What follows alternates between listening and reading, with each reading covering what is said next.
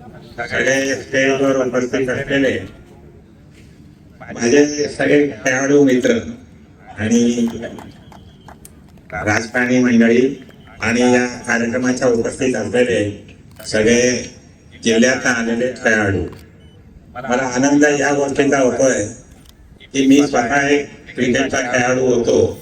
1964-65 साली इंदोरला मी शिकत असताना तिथे रणजीमध्ये सिलेक्ट झालो होतो. तर मला आनंद आहे की लहानपणापासून कसं तिने ज्या वयात आज क्रिकेट खेळतात त्या वयात आम्ही सुद्धा जिल्ह्यात याच्या किंवा युनिव्हर्सिटीमध्ये खूप क्रिकेट खेळायचो.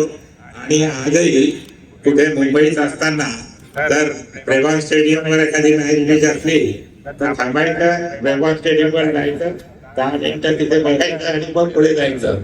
या पद्धतीने सुरुवातीपासून खूप चांगली आवड या क्रिकेट खेळायची आहे. मला मनापासून आनंद अतुल आणि अशोकला द्यावेसे वाटतात की जळगाव जिल्ह्यासाठी त्यांनी एक उत्तम सोय IPLच्या माध्यमातून, सध्या आपण IPLचा सीझन चालू आहे आणि यावेळेस मी थोडा नर्वस आहे कारण मुंबईचा चाहता असल्या कारणाने मुंबई अजून काही पिकअप करत नाही आहे. आणि त्यामुळे आपण असं समजूया की मुंबईला जर खेळाडू पाहिजे असतील तर जळगावमध्ये आपण पाठवू मंडळ हे आणू ही अपेक्षा या प्रसंगाच्या माध्यमातून अतुल आणि अशोकची जी काही कल्पना आहे की जिल्ह्यातनं चांगले प्लेअर तयार व्हावे, खेळाडू चांगलं वातावरण तयार व्हावं.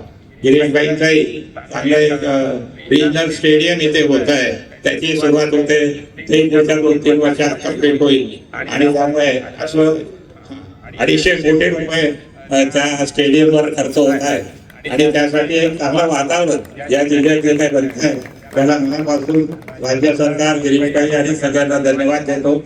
आमच्या खेळाडू लोकांच्यासाठी आपण जे काही करतात त्याबद्दल खूप खूप धन्यवाद आणि आशीर्वाद.